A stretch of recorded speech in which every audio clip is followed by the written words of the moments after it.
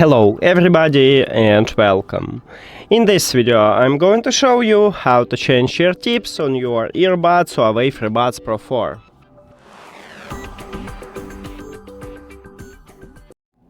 You have to start by remove the old ear tips, so let's get started with the left one.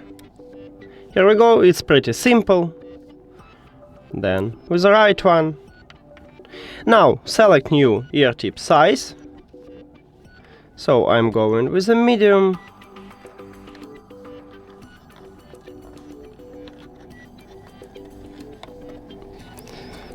This one is not so easy as remove the ear tips.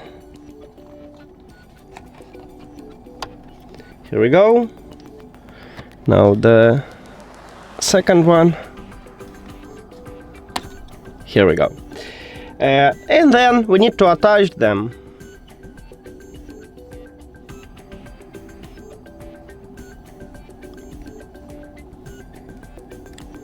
It's also pretty simple, so don't worry.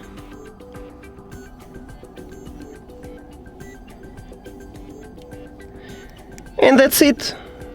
Thank you for watching this video. If you found it helpful, please consider subscribing to channel and leave the like on the video. See you later!